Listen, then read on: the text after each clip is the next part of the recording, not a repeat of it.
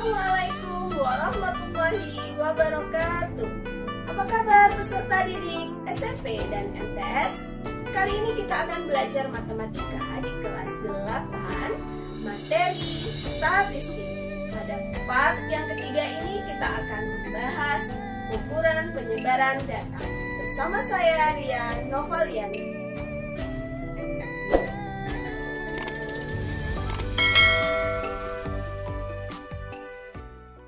Statistik. Kompetensi dasar 3.9 menganalisis data berdasarkan distribusi data, nilai rata-rata, median, modus, dan sebaran data untuk mengambil kesimpulan, membuat keputusan, dan membuat prediksi. 4.9 menyajikan dan menyelesaikan masalah yang berkaitan dengan distribusi data, nilai rata-rata, median, modus, dan sebaran data untuk mengambil kesimpulan, membuat keputusan, dan membuat prediksi. Statistik pada part yang ketiga ini kita akan membahas ukuran penyebaran data, di mana yang kita bahas antara lain ada jangkauan, kuartil, dan jangkauan antar kuartil. Jangkauan atau biasa disebut range merupakan selisih nilai dari data terbesar dengan data terkecil. Rumus dari jangkauan atau range adalah nilai tertinggi dikurang nilai terendah, di mana nilai tertinggi kita misalkan dengan X max dan nilai terendah kita misalkan dengan X min, sehingga jangkauan adalah X max dikurang X min. Untuk contoh yang pertama, tentukan jangkauan dari data 9887685578. Oke, pembahasannya diketahui data tertinggi atau X max adalah 9 dan data terendah atau X min adalah 5. Sehingga kita dapat mencari jangkauannya adalah X max dikurang X min, yaitu 9 dikurang 5 sama dengan 4. Mudah sekali bukan? Berikutnya, dari sekelompok siswa sebanyak 30 orang memperoleh nilai ulangan matematika seperti tabel berikut. Tentukan jangkauannya. Nah, ini ada nilai dari nilai 5 sampai 10 dengan frekuensi yang diketahui. Dari tabel ini dapat kita lihat bahwa X max-nya nilai tertingginya adalah 10 dan nilai terendahnya X min-nya adalah 5. Sehingga kita bisa langsung mencari jangkauan adalah 10 dikurang 5 sama dengan 5. Berikutnya kita akan membahas kuartil. Untuk mencarinya, pertama-tama syaratnya kita harus mengurutkan dari nilai terkecil hingga nilai terbesar. Untuk kuartil pertama, dilambangkan dengan Q1. Q1 ini terletak di tengah-tengah antara nilai terendah dan Q2. Jadi, dia terletak di antara nilai terendah dan Q2. Apakah Q2? Kuartil kedua atau dilambangkan dengan Q2 adalah median atau nilai tengah. Jadi kuartil kedua itu adalah nilai tengah, sama artinya dengan median, di mana ia terletak di tengah-tengah data yang diurutkan dari yang terkecil hingga yang terbesar. Berikutnya, kuartil ketiga dilambangkan dengan Q3, terletak di tengah-tengah antara Q2 dan nilai tertinggi. Jadi dia berada di antara Q2 dan nilai tertinggi. Oke, berikut rumus dari kuartil. Untuk kuartil pertama, jika banyaknya anggota adalah ganjil, maka Q1 sama dengan data ke 1/4 dikali N tambah 1. Namun, jika datanya genap, maka kuartil pertama adalah data ke 1/4 dikali N tambah 2. Nah, untuk kuartil kedua sama kejadiannya dengan rumus median. Jika banyaknya data adalah ganjil, maka Q2 /adalah data ke N ditambah 1 dibagi 2. Jika datanya bernilai genap, maka Q2 adalah 1/2 dikali data ke N/2 ditambah data ke N/2 ditambah 1. Kuartil ketiga, jika banyaknya anggota adalah ganjil, maka kuartil 3 adalah data ke 3/4 dikali N tambah 1. untuk data yang bernilai genap, maka kuartil 3 adalah data ke 1/4 dikali 3N ditambah 2.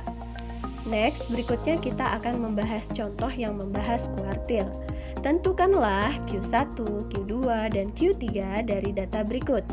Nah, ini kita ada sebuah data yang terdiri dari 2, 4, 6, 8, 9 ya. Dari banyaknya data itu ada 9, maka dia bernilai ganjil.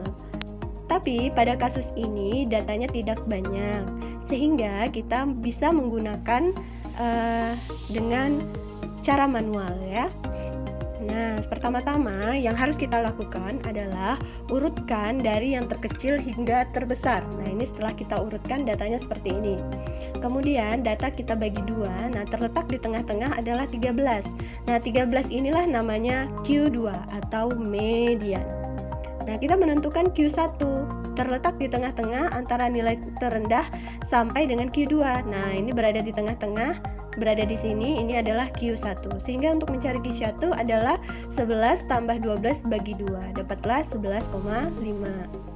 Nah, untuk mencari Q3, ini berada di antara 14 sampai 15, berada di tengah-tengah dari Q2 sampai nilai tertinggi. Nah, cara mencarinya Q3 adalah 14 tambah 15 bagi 2. Nah, kalian kalau datanya banyak bisa menggunakan rumus, tapi kalau datanya belum banyak bisa menggunakan cara manual seperti ini ya. Oke, berikutnya kita akan membahas jangkauan interkuartil. Jangkauan interkuartil adalah selisih antara kuartil atas dan kuartil bawah. Nah, rumus dari jangkauan interkuartil yaitu adalah kuartil atas dikurang kuartil bawah. Sehingga jangkauan interkuartil adalah Q3 dikurang Q1. Next, berikutnya kita ada contoh soal seperti ini. Dari 12 mata pelajaran di kelas 8, pada buku laporan seorang siswa diperolehlah nilai seperti di bawah ini. Nah, ini nilainya seperti ini. Nah, tentukan jangkauan interkuartil dari data di atas katanya.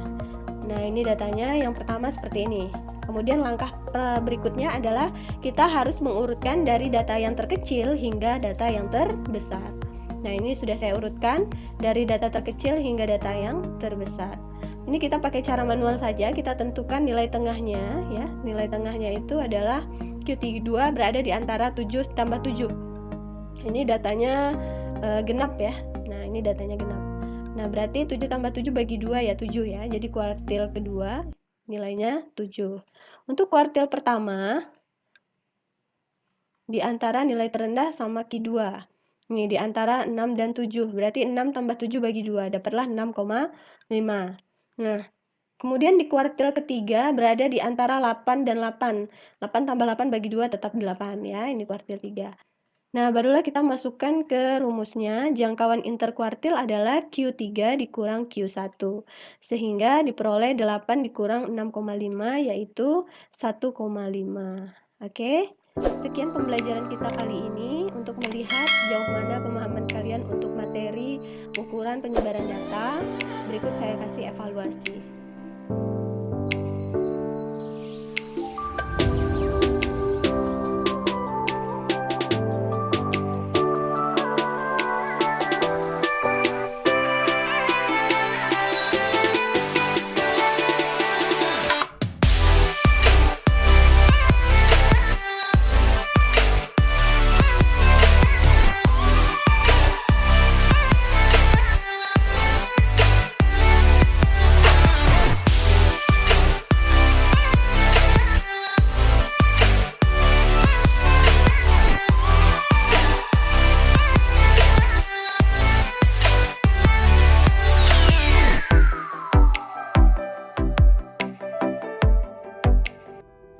Terima kasih.